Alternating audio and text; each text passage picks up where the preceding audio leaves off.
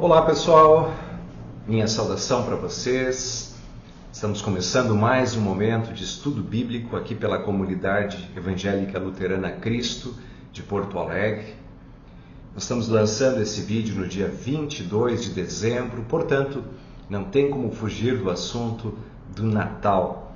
E o nosso assunto, a nossa conversa a partir deste diálogo aqui, a partir deste vídeo, refere-se às profecias que se cumprem no Natal e como as coisas, biblicamente falando, se encaixam perfeitamente nesta história, nessa narrativa do primeiro Natal. Que bom que você está com a gente aí, você é muito bem-vindo para esse momento. Eu te convido a talvez usar a sua Bíblia e com calma olhando essas profecias e vendo como elas se cumpriram em Cristo Jesus, o nosso Salvador. Eu vou pegar aqui a minha Bíblia, você também é convidado a fazê-lo, e aí a gente vai conversando aos poucos e analisando isso tudo. Bom, a história do Natal começa propriamente falando de o anjo Gabriel trazendo o anúncio para a jovem Maria, que morava na cidade da Galileia chamada de Nazaré. Maria e José moravam em Nazaré. E lá então chega o anúncio do anjo Gabriel. Esse texto está registrado em Lucas, capítulo número 1, versículo de número 26 seguintes, predito o nascimento de Jesus. E nesse texto bíblico aqui, nós temos a palavra do anjo Gabriel dizendo que Maria ficaria grávida. E a primeira reação de Maria é dizer que isso seria impossível, porque ela era virgem, ela não tinha relacionamento sexual com nenhum homem. E nesse instante o anjo explica que essa concepção, esse engravidar de Maria seria pelo Espírito Santo, pelo poder do Espírito Santo. E ela então fica grávida mesmo estando e sendo virgem. Quando nós destacamos e nos referimos a Maria como a Virgem Maria, não é que ela ficou ou permaneceu virgem, porque depois há indícios nos evangelhos que tiveram filhos, Jesus teve irmãos, mas ao fato de que Jesus nasceu de uma virgem. E o que isso importa? Qual é o ponto aqui? A questão é que lá no livro de Isaías, capítulo 7, versículo 14, estava profetizado, estava anunciado que a Virgem iria conceber. É muito interessante, então, que tantos anos antes, por meio de um profeta, no tempo de Isaías, tivéssemos essa palavra. Eu estou aqui folheando a Bíblia, Isaías 7,14, diz assim: portanto o Senhor mesmo vos dará um sinal, eis que a Virgem conceberá e dará à luz um filho, e lhe chamará Emanuel, que quer dizer Deus conosco. Então essa é uma profecia muito especial, né? E assim, especial e curiosa, né? O nascimento de uma virgem, mostrando propriamente que era a ação milagrosa de Deus fora da naturalidade dos fatos. E Maria foi assim escolhida para essa concepção. Os cristãos desde então também guardam num texto histórico, a saber, o credo apostólico, essa expressão, né? Nasceu da Virgem Maria. E nessa situação assim, nós sempre pensamos, lembramos de novo da ação de Deus nestes fatos. E aí a gente lembra da primeira profecia. Você sabe qual foi a primeira profecia? Como assim, pastor, a primeira profecia? Me refiro à primeira referência bíblica de que seria enviado ao mundo o Salvador. Qual será a primeira? Para você saber, é Gênesis capítulo 3, versículo 15. Chama muito atenção porque Gênesis 3 é o capítulo que conta a história da queda da humanidade em pecado, no tempo em que a morte entrou no mundo, em que o sofrimento entrou no mundo por causa do pecado de Adão e Eva. E então no versículo 15 está escrito: porém inimizade entre ti, Deus mencionando e falando à serpente, ao diabo, entre ti e a mulher, entre a tua descendência e o seu descendente. Aqui um artigo definido, aponta para um dos descendentes da mulher, que seria o Salvador, que esmagaria a cabeça do mal. Então se espera o nascimento de nasceria de mulher, né? Assim, na descendência de Eva, e seria o Salvador. E nós identificamos então o nascimento desse Salvador em Cristo Jesus, o Senhor. Vocês viram então que Maria era de Nazaré. O texto lá também nos fala que ela era noiva, estava com um casamento contratado com um homem também de Nazaré, um carpinteiro chamado José. Conta que quando a Maria ficou grávida, lá em Mateus 1 diz, aliás em Lucas 1 diz que José ficou estarrecido um tanto quanto com isso, com o anúncio da gravidez de Maria, e por isso inclusive pensou em deixá-la em secreto, diz o texto lá. Quer dizer, o que é isso? É rapidamente mencionada essa expressão, eu até vou dizer aqui exatamente a referência, caso você queira olhar, que é Mateus 1, 18 a 25. Diz assim: ora, o nascimento de Jesus Cristo foi assim: estando Maria, sua mãe, desposada com José, sem que tivesse antes coabitado, tido relações sexuais, achou-se grávida, concebendo pelo Espírito Santo. Mas José, seu esposo, sendo justo e não a querendo infamar ou difamar, resolveu deixá-la secretamente. O que está por trás disso aqui? É que se José, sabendo que ela estava grávida e que o filho não era seu, ele sabia que a Maria estava encrencada, né? Porque isso, neste costume, nesta cultura social, era um erro grave, e aí esse erro seria punido inclusive com a própria morte, essa traição de Maria, suposta traição de Maria. José, deixando-a em secreto, ou seja, abandonando a Maria, ele ia carregar sobre si a culpa. O pessoal ia dizendo: olha só, o José engravidou a Maria e agora fugiu e deixou ela aí sozinha, coitada da Maria. De certa forma, assim, ia proteger Maria. Então, por isso que diz que José, sendo um homem justo, quis cuidar da Maria, fugindo, né, deixando-a. O que parecia ser algo ruim, mas ele estava tentando protegê-la. Mas aí diz o texto aqui,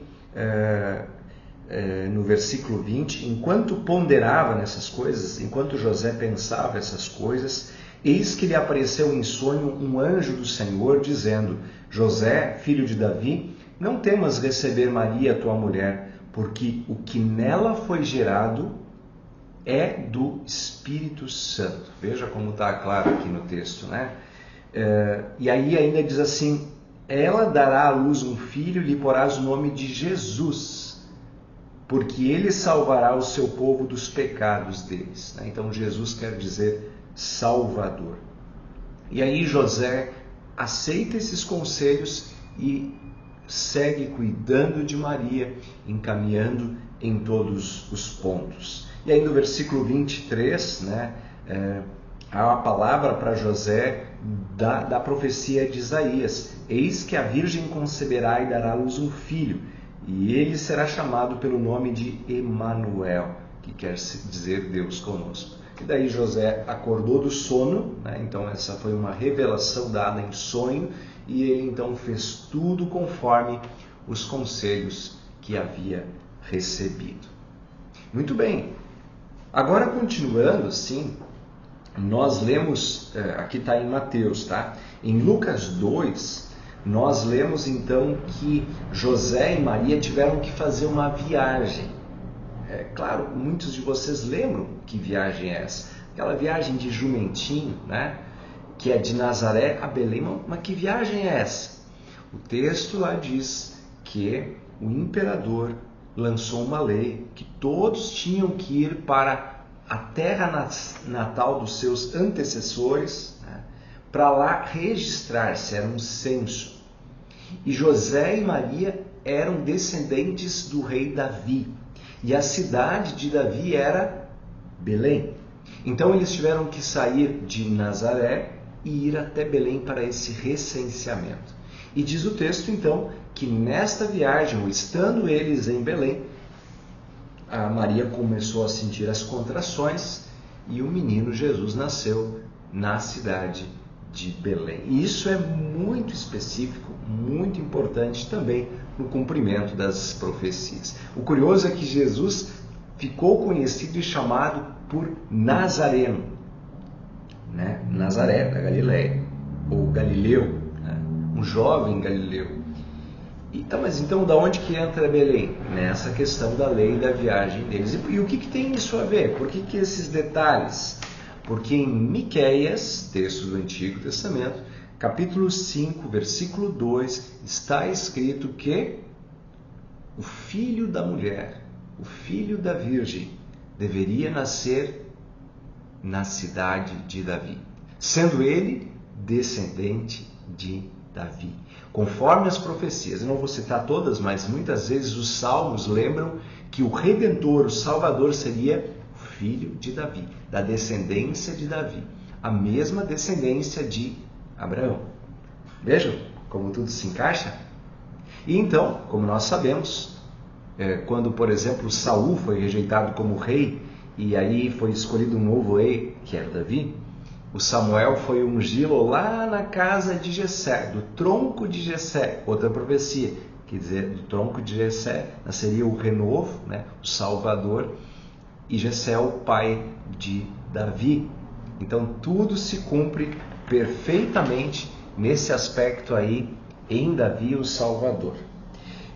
Aliás, em Jesus, o Messias, o Salvador, nascido lá na cidade de Belém. Eu vou ler aqui literalmente esse texto de Miqueias, ó. Deixa eu pegar aqui na minha Bíblia, Miqueias, capítulo 5, versículo 2, diz assim, ó: E tu, Belém, Efrata, pequena demais para figurar como o grupo de milhares de Judá, é uma vila, né? De ti me sairá o que há de reinar em Israel, e cujas origens são desde os tempos antigos, desde os dias da eternidade. Né? Jesus é o alfa e o ômega, o princípio e o fim. Lá em Belém, então, nasce Jesus. Isso é bem descrito, conforme eu disse ali em Lucas 2. Tá? O livro de Lucas não conta histórias dos magos do Oriente. Não conta a história dos magos do Oriente. Mateus 2 conta a história dos magos do Oriente. E quando os magos do Oriente veem a estrela e vão até, eles querem ver o Rei Salvador, o Messias prometido, primeiramente eles vão a Jerusalém, entre aspas, eles se perdem, e vão até o rei Herodes. Lá com o rei Herodes, eles perguntam onde é que está o menino, o nascido, o rei, o Salvador, o Messias. O Herodes acha aquilo estranho, porque afinal de contas ele era o rei. E ele chama os estudiosos, os doutores da Bíblia daquela época. E aí pergunta, vem cá, me diz uma coisa, onde é que tem que nascer o Messias? E os caras lá dizem em Belém, porque está escrito lá no livro de Miqueias, capítulo 5, versículo 2, que lá deve nascer o Messias.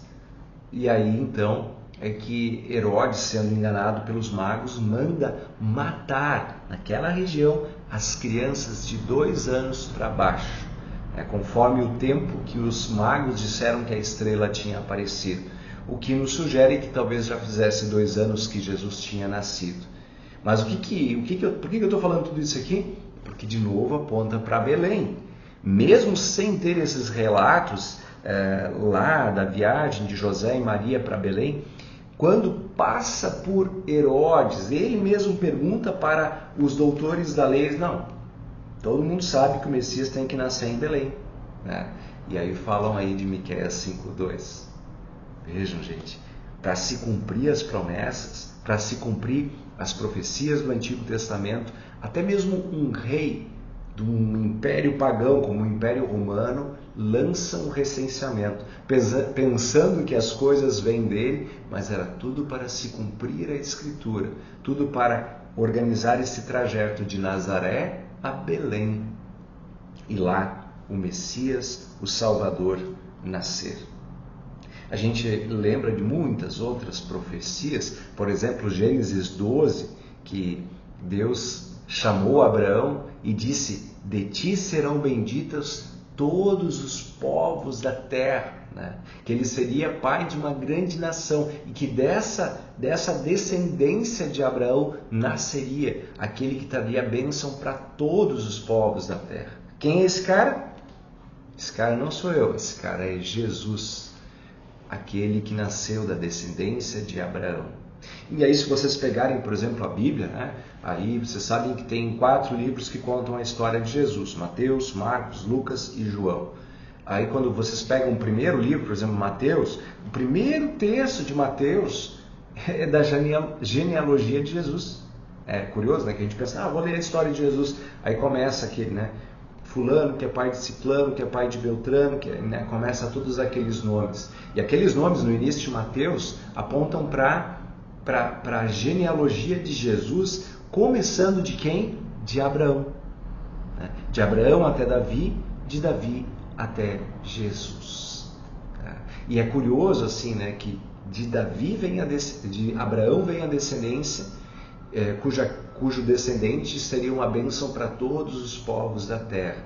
E esse era chamado de filho de Davi, que está também aí na linhagem de Abraão.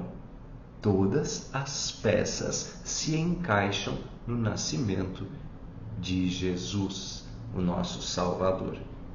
Quando a gente lê o início do livro de Mateus, frequentemente ele usa essa expressão, a expressão que diz para se cumprir as Escrituras. E assim aconteceu. E por isso nós cristãos temos a nossa fé baseada nas promessas que se cumpriram e nas promessas que se cumprirão. Estas nós as vislumbramos por meio da fé, os olhos da fé. Assim como eles eram salvos por meio da fé no Cristo que viria. E nós continuamos sabendo que um dia Cristo virá para julgar os vivos e os mortos. Ele veio como um menino nascido em Belém, ele vem pela palavra, pelos sacramentos, e conforme a profecia, ele virá. Ele virá. E eu queria ainda aproveitar esses momentos de uso da Bíblia, de relações com os textos bíblicos, para mostrar também o próprio Natal do Senhor e Salvador Jesus no livro de Hebreus. Sempre percebo assim que o livro de Hebreus ele linka muito bem a antiga aliança com a nova aliança, o Antigo Testamento com o Novo Testamento. Se você ler então assim o livro de Hebreus, vai perceber isso. Ele usa, né, os exemplos dos rituais do Antigo Testamento e linka, mostra isso como há um cumprimento em Cristo Jesus e na nova aliança. E olha só que legal então. Lá no livro de Hebreus, capítulo 1, deixa eu pegar aqui, se você quiser abrir também a sua Bíblia, né? Hebreus capítulo 1, olha que legal, acho muito legal o jeito que começa esse texto aqui.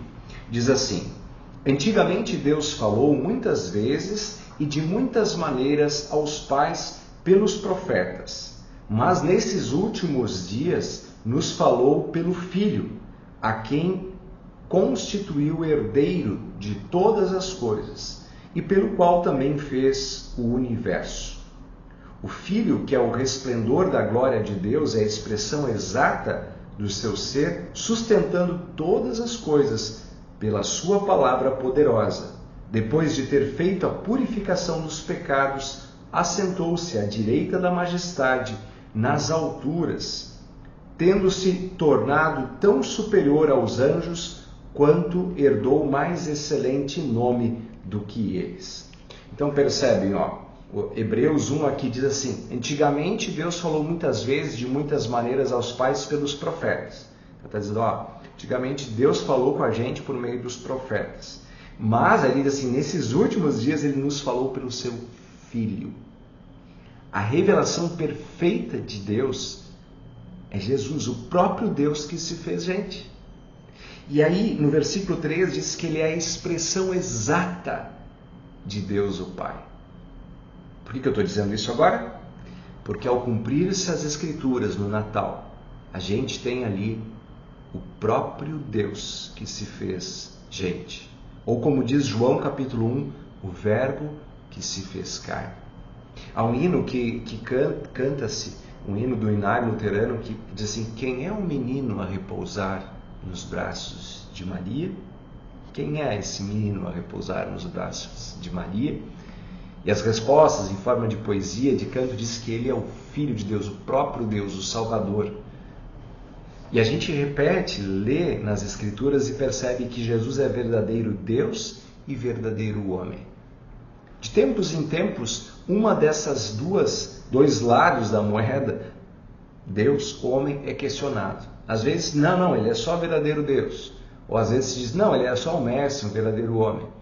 Nós cremos, ensinamos e confessamos que Jesus é verdadeiro Deus e verdadeiro homem. E só sendo assim, ele poderia de fato pagar pelos nossos pecados e consumar a salvação em nosso lugar. Ainda usando aí o livro de Hebreus, eu vou abrir agora no capítulo 10. Abre ainda também na sua Bíblia. Quero fazer referência a uma expressãozinha de Hebreus 10. Você percebeu o Natal em Hebreus 10. Abre aí, Hebreus capítulo 10. Vou dar até um tempinho maior para você abrir na sua Bíblia. Hebreus capítulo 10. Hebreus 10 diz assim, ó. Deixa eu abrir aqui. Já abriu aí? Espero que sim. Hebreus 10. Lembra de novo, o livro de Hebreus, ele linka as coisas do Antigo Testamento com as do Novo Testamento.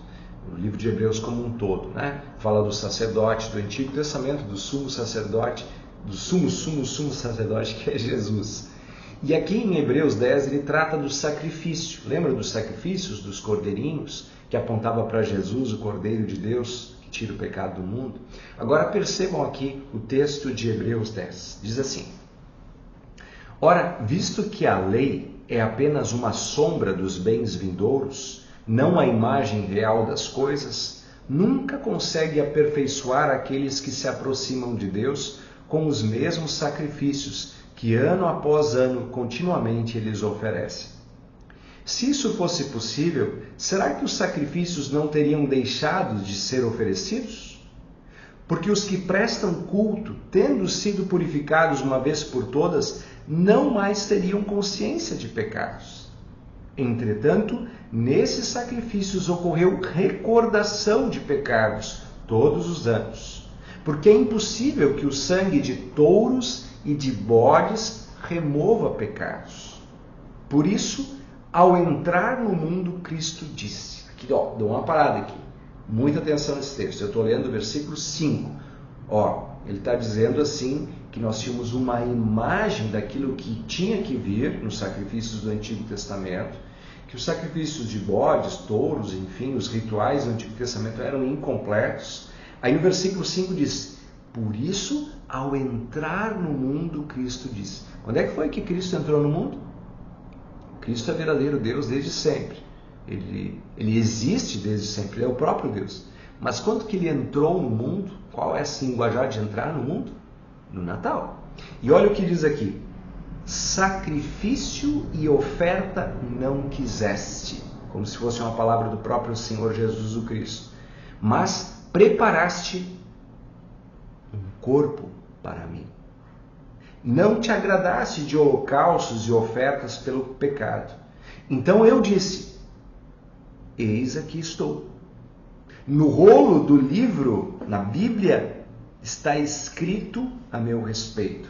Estou aqui para fazer, ó Deus, a tua vontade. Percebem, gente? Vou repetir. Por isso, ao entrar no mundo, diz o versículo 5, Cristo disse, sacrifício e oferta não quiseste, mas preparaste um corpo para mim. Gente, essa expressão bíblica, preparaste um corpo para mim, está se referindo a quê? A concepção de Jesus. foi concebido pelo Espírito Santo. Onde? No ventre de Maria. Esse milagre da vida, que vez por outra em nossas famílias percebemos quando uma mulher fica grávida, as pessoas encostam no seu ventre e mexeu o menino, mexeu a menina, mexeu o nenê, e a gente se emociona vendo aquela criança se mexer, uma nova vida sendo formada. Quando Maria, grávida, Cristo estava ali. E ele diz: um corpo me deste. Agora, irmãos e irmãs, por que um corpo foi dado a Cristo? Para que nele se cumprisse o que a Escritura dizia, que ele deveria sofrer e ser sacrificado em nosso lugar. Por isso, o Natal, por mais belo e romântico que sejam as imagens, já apontava para a cruz. A canção diz: um bebê numa manjedoura com uma cruz ali a esperar. Me deste e me formaste um corpo. Sacrifício de bodes e touros não te agradavam. Então o que tu fizeste? Deste-me um corpo. Para que esse corpo? Para que nesse corpo ele sofresse pelos nossos pecados. Ele pagasse pelos nossos pecados. Por isso, quando se comemora a outra grande festa, a Páscoa, refletida pela Sexta-feira Santa, nós lembramos que foi os nossos pecados que ele estava carregando. Ele foi traspassado pelos nossos pecados, foi ferido pelas nossas iniquidades. Onde? No corpo, concebido no ventre de Maria, no primeiro Natal. Percebem como o Natal está em Hebreus capítulo 10? E esta imagem do corpo é bem presente?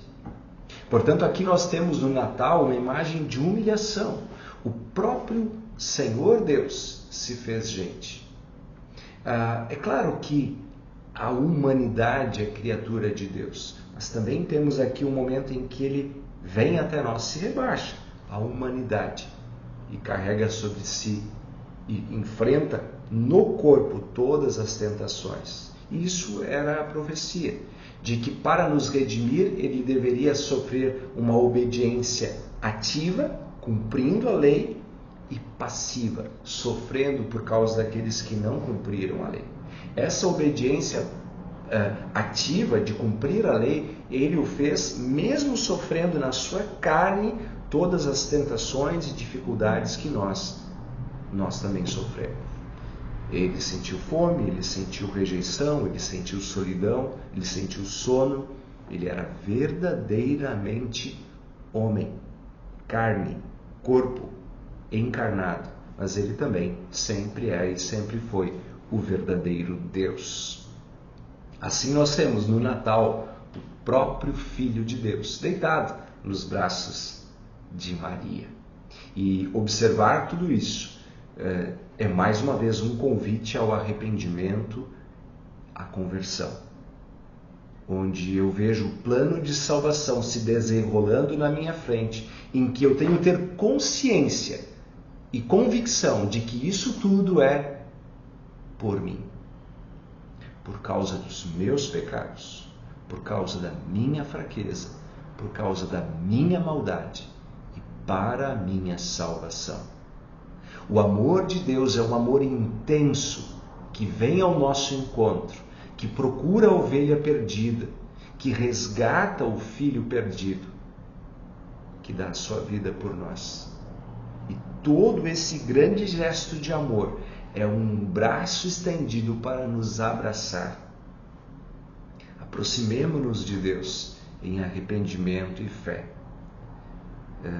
Não viva uma vida distante de Deus. Não permaneça em vossos pecados, porque isso o leva à condenação. Há perdão, há chance de uma nova vida. Por quê? Porque Jesus nasceu, viveu, morreu por nós e ressuscitou, vencendo a morte em nosso lugar. E é somente mediante esta fé, na certeza dessa graça que temos em Jesus, que podemos viver um feliz Natal. Que Deus assim nos abençoe e nos guarde hoje e sempre. Queridos, eu aproveito o final desse estudo bíblico para lembrar que aqui na Comunidade Evangélica Luterana Cristo de Porto Alegre temos cultos públicos aos domingos às 10 horas. De março a dezembro temos cultos aos domingos às 19 horas.